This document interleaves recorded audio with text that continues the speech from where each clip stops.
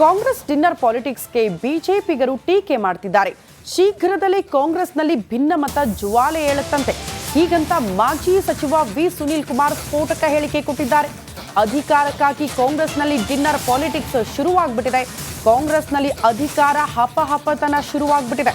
ಸಿದ್ದರಾಮಯ್ಯ ಬಹಳ ದಿನ ಸಿಎಂ ಆಗಿ ಇರಲ್ಲ, ಇನ್ನು 15 ದಿನದ ಒಳಗಡೆ ಎಲ್ಲ ಸ್ಪಷ್ಟವಾಗಿ ಗೊತ್ತಾಗುತ್ತೆ ಅಂತ ಡಿನ್ನರ್ ಪಾಲಿಟಿಕ್ಸ್ ನಿಂದ ಡಿಕೆ ಶಿವಕುಮಾರ್ ಅವರು ಏಕಾಂಗಿ ಆಗ್ಬಿಡ್ತಾರೆ ಅಂತ ಮಾಜಿ ಸಚಿವ ವಿ ಸುನೀಲ್ ಕುಮಾರ್ ರಿಪಬ್ಲಿಕನ್ ಜೊತೆ ಎಕ್ಸ್ಕ್ಲೂಸಿವ್ ಆಗಿ ಮಾತನಾಡಿದ್ದಾರೆ. ಸಚಿವರುಗಳ ಕಾಂಗ್ರೆಸ್ನಲ್ಲಿ ಬಹಳ ದೊಡ್ಡ ಪ್ರಮಾಣದಲ್ಲಿ ಅಧಿಕಾರಕ್ಕೋಸ್ಕರ ಒಂದು ದೊಡ್ಡ ಗೊಂದಲ ಪ್ರಾರಂಭ ಆಗಿದೆ.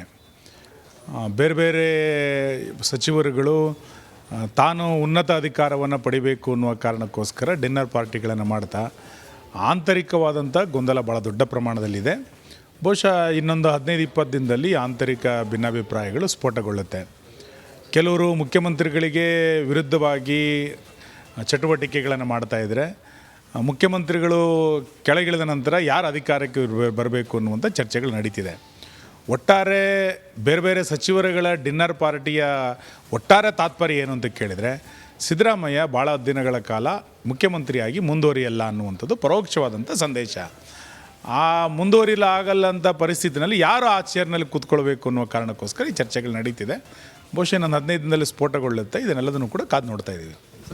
ಒಂದು ಕಡೆ ಕೇವಲ SC/ST ಸಮುದಾಯದ ಶಾಸಕರು ಮುಖಂಡರನ್ನು ಮಾತ್ರ ಕರೆದಿರೋದು ಅನ್ನೋಂಥದ್ದು ಪರಮೇಶ್ವರ್ ಹೇಳ್ತಿದ್ದಾರೆ.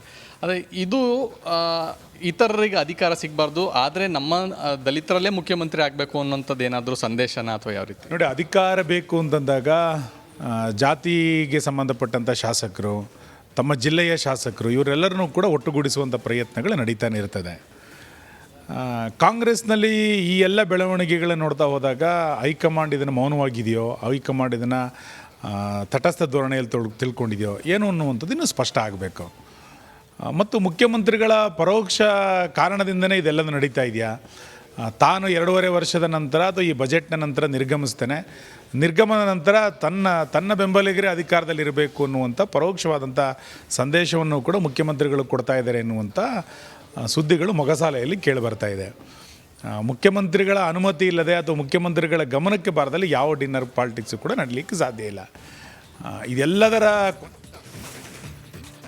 ಕಾಂಗ್ರೆಸ್ ಡಿನ್ನರ್ ಪಾಲಿಟಿಕ್ಸ್ಗೆ ಬಿಜೆಪಿಗರು ಟೀಕೆ ಮಾಡ್ತಿದ್ದಾರೆ. ಶೀಘ್ರದಲ್ಲೇ ಕಾಂಗ್ರೆಸ್ನಲ್ಲಿ ಭಿನ್ನಮತ ಜ್ವಾಲೆ ಏಳುತ್ತಂತೆ. ಹೀಗಂತ ಮಾಜಿ ಸಚಿವ ವಿ ಸುನೀಲ್ ಕುಮಾರ್ ಸ್ಫೋಟಕ ಹೇಳಿಕೆ ಕೊಟ್ಟಿದ್ದಾರೆ. ಅಧಿಕಾರಕ್ಕಾಗಿ ಕಾಂಗ್ರೆಸ್ನಲ್ಲಿ ಡಿನ್ನರ್ ಪಾಲಿಟಿಕ್ಸ್ ಶುರುವಾಗ್ಬಿಟ್ಟಿದೆ. ಕಾಂಗ್ರೆಸ್ನಲ್ಲಿ ಅಧಿಕಾರ ಹಪಹಪತನ ಶುರುವಾಗ್ಬಿಟ್ಟಿದೆ. ಸಿದ್ದರಾಮಯ್ಯ ಬಹಳ ದಿನ ಸಿಎಂ ಆಗಿ ಇರಲ್ಲ, ಇನ್ನು 15 ದಿನದ ಒಳಗಡೆ ಎಲ್ಲ ಸ್ಪಷ್ಟವಾಗಿ ಗೊತ್ತಾಗುತ್ತೆ ಅಂತ ಡಿನ್ನರ್ ಪಾಲಿಟಿಕ್ಸ್ ನಿಂದ ಡಿಕೆ ಶಿವಕುಮಾರ್ ಅವರು ಏಕಾಂಗಿ ಆಗ್ಬಿಡ್ತಾರೆ ಅಂತ ಮಾಜಿ ಸಚಿವ ವಿ ಸುನೀಲ್ ಕುಮಾರ್ ರಿಪಬ್ಲಿಕನ್ ಜೊತೆ ಎಕ್ಸ್ಕ್ಲೂಸಿವ್ ಆಗಿ ಮಾತನಾಡಿದ್ದಾರೆ.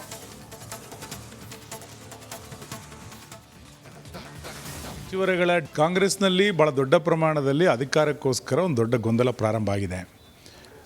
ಬೇರೆ ಬೇರೆ ಸಚಿವರುಗಳು ತಾನು ಉನ್ನತ ಅಧಿಕಾರವನ್ನು ಪಡಿಬೇಕು ಅನ್ನುವ ಕಾರಣಕ್ಕೋಸ್ಕರ ಡಿನ್ನರ್ ಪಾರ್ಟಿಗಳನ್ನು ಮಾಡ್ತಾ ಆಂತರಿಕವಾದಂಥ ಗೊಂದಲ ಭಾಳ ದೊಡ್ಡ ಪ್ರಮಾಣದಲ್ಲಿದೆ. ಬಹುಶಃ ಇನ್ನೊಂದು 15-20 ದಿನದಲ್ಲಿ ಆಂತರಿಕ ಭಿನ್ನಾಭಿಪ್ರಾಯಗಳು ಸ್ಫೋಟಗೊಳ್ಳುತ್ತೆ. ಕೆಲವರು ಮುಖ್ಯಮಂತ್ರಿಗಳಿಗೆ ವಿರುದ್ಧವಾಗಿ ಚಟುವಟಿಕೆಗಳನ್ನು ಮಾಡ್ತಾಯಿದ್ರೆ, ಮುಖ್ಯಮಂತ್ರಿಗಳು ಕೆಳಗಿಳಿದ ನಂತರ ಯಾರು ಅಧಿಕಾರಕ್ಕೆ ಬರಬೇಕು ಅನ್ನುವಂಥ ಚರ್ಚೆಗಳು ನಡೀತಿದೆ. ಒಟ್ಟಾರೆ ಬೇರೆ ಬೇರೆ ಸಚಿವರುಗಳ ಡಿನ್ನರ್ ಪಾರ್ಟಿಯ ಒಟ್ಟಾರೆ ತಾತ್ಪರ್ಯ ಏನು ಅಂತ ಕೇಳಿದರೆ, ಸಿದ್ದರಾಮಯ್ಯ ಭಾಳ ದಿನಗಳ ಕಾಲ ಮುಖ್ಯಮಂತ್ರಿಯಾಗಿ ಮುಂದುವರಿಯಲ್ಲ ಅನ್ನುವಂಥದ್ದು ಪರೋಕ್ಷವಾದಂಥ ಸಂದೇಶ. ಆ ಮುಂದುವರಿಲಾಗಲ್ಲ ಅಂತ ಪರಿಸ್ಥಿತಿನಲ್ಲಿ ಯಾರು ಆ ಚೇರ್ನಲ್ಲಿ ಕೂತ್ಕೊಳ್ಬೇಕು ಅನ್ನುವ ಕಾರಣಕ್ಕೋಸ್ಕರ ಈ ಚರ್ಚೆಗಳು ನಡೀತಿದೆ. ಬಹುಶಃ ನಾನು 15 ದಿನದಲ್ಲಿ ಸ್ಫೋಟಗೊಳ್ಳುತ್ತೆ. ಇದನ್ನೆಲ್ಲದನ್ನು ಕೂಡ ಕಾದು ನೋಡ್ತಾ ಇದ್ದೀವಿ. ಒಂದು ಕಡೆ ಕೇವಲ SC/ST ಸಮುದಾಯದ ಶಾಸಕರು ಮುಖಂಡರನ್ನು ಮಾತ್ರ ಕರೆದಿರೋದು ಅನ್ನೋಂಥದ್ದು ಪರಮೇಶ್ವರ್ ಹೇಳ್ತಿದ್ದಾರೆ.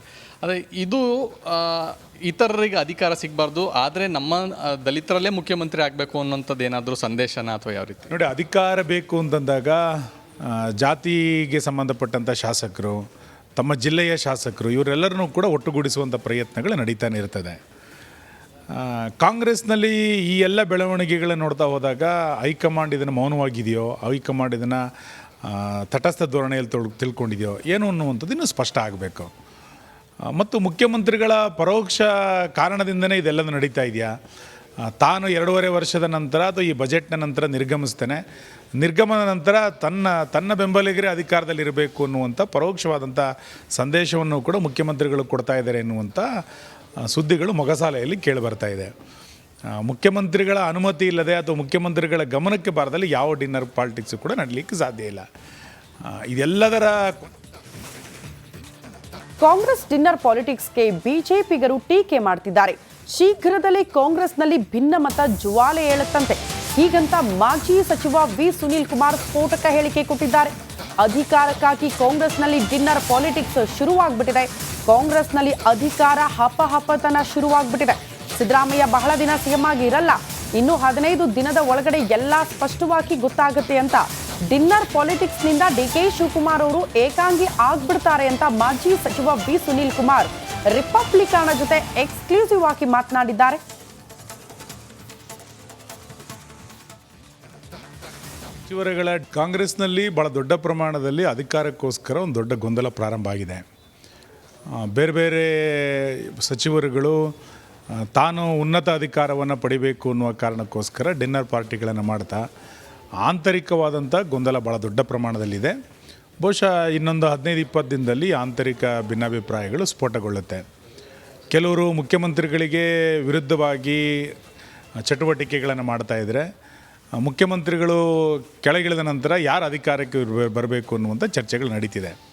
ಒಟ್ಟಾರೆ ಬೇರೆ ಬೇರೆ ಸಚಿವರುಗಳ ಡಿನ್ನರ್ ಪಾರ್ಟಿಯ ಒಟ್ಟಾರೆ ತಾತ್ಪರ್ಯ ಏನು ಅಂತ ಕೇಳಿದರೆ, ಸಿದ್ದರಾಮಯ್ಯ ಭಾಳ ದಿನಗಳ ಕಾಲ ಮುಖ್ಯಮಂತ್ರಿಯಾಗಿ ಮುಂದುವರಿಯಲ್ಲ ಅನ್ನುವಂಥದ್ದು ಪರೋಕ್ಷವಾದಂಥ ಸಂದೇಶ. ಆ ಮುಂದುವರಿಲಾಗಲ್ಲ ಅಂತ ಪರಿಸ್ಥಿತಿನಲ್ಲಿ ಯಾರು ಆ ಚೇರ್ನಲ್ಲಿ ಕೂತ್ಕೊಳ್ಬೇಕು ಅನ್ನುವ ಕಾರಣಕ್ಕೋಸ್ಕರ ಈ ಚರ್ಚೆಗಳು ನಡೀತಿದೆ. ಬಹುಶಃ ನಾನು 15 ದಿನದಲ್ಲಿ ಸ್ಫೋಟಗೊಳ್ಳುತ್ತೆ. ಇದನ್ನೆಲ್ಲದನ್ನು ಕೂಡ ಕಾದು ನೋಡ್ತಾ ಇದ್ದೀವಿ. ಒಂದು ಕಡೆ ಕೇವಲ SC/ST ಸಮುದಾಯದ ಶಾಸಕರು ಮುಖಂಡರನ್ನು ಮಾತ್ರ ಕರೆದಿರೋದು ಅನ್ನೋಂಥದ್ದು ಪರಮೇಶ್ವರ್ ಹೇಳ್ತಿದ್ದಾರೆ. ಆದರೆ ಇದು ಇತರರಿಗೆ ಅಧಿಕಾರ ಸಿಗಬಾರ್ದು, ಆದರೆ ನಮ್ಮ ದಲಿತರಲ್ಲೇ ಮುಖ್ಯಮಂತ್ರಿ ಆಗಬೇಕು ಅನ್ನೋಂಥದ್ದು ಏನಾದರೂ ಸಂದೇಶನ ಅಥವಾ ಯಾವ ರೀತಿ? ನೋಡಿ, ಅಧಿಕಾರ ಬೇಕು ಅಂತಂದಾಗ ಜಾತಿಗೆ ಸಂಬಂಧಪಟ್ಟಂಥ ಶಾಸಕರು, ತಮ್ಮ ಜಿಲ್ಲೆಯ ಶಾಸಕರು, ಇವರೆಲ್ಲರನ್ನೂ ಕೂಡ ಒಟ್ಟುಗೂಡಿಸುವಂಥ ಪ್ರಯತ್ನಗಳು ನಡೀತಾನೆ ಇರ್ತದೆ. ಕಾಂಗ್ರೆಸ್ನಲ್ಲಿ ಈ ಎಲ್ಲ ಬೆಳವಣಿಗೆಗಳನ್ನು ನೋಡ್ತಾ ಹೋದಾಗ ಹೈಕಮಾಂಡ್ ಇದನ್ನು ಮೌನವಾಗಿದೆಯೋ, ಹೈಕಮಾಂಡ್ ಇದನ್ನು ತಟಸ್ಥ ಧೋರಣೆಯಲ್ಲಿ ತಿಳ್ಕೊಂಡಿದೆಯೋ ಏನು ಅನ್ನುವಂಥದ್ದು ಇನ್ನೂ ಸ್ಪಷ್ಟ ಆಗಬೇಕು. ಮತ್ತು ಮುಖ್ಯಮಂತ್ರಿಗಳ ಪರೋಕ್ಷ ಕಾರಣದಿಂದನೇ ಇದೆಲ್ಲದೂ ನಡೀತಾ ಇದೆಯಾ? ತಾನು 2.5 ವರ್ಷದ ನಂತರ ಅಥವಾ ಈ ಬಜೆಟ್ನ ನಂತರ ನಿರ್ಗಮಿಸ್ತೇನೆ, ನಿರ್ಗಮನ ನಂತರ ತನ್ನ ಬೆಂಬಲಿಗರೇ ಅಧಿಕಾರದಲ್ಲಿರಬೇಕು ಅನ್ನುವಂಥ ಪರೋಕ್ಷವಾದಂಥ ಸಂದೇಶವನ್ನು ಕೂಡ ಮುಖ್ಯಮಂತ್ರಿಗಳು ಕೊಡ್ತಾ ಇದ್ದಾರೆ ಎನ್ನುವಂಥ ಸುದ್ದಿಗಳು ಮೊಗಸಾಲೆಯಲ್ಲಿ ಕೇಳಿಬರ್ತಾ ಇದೆ.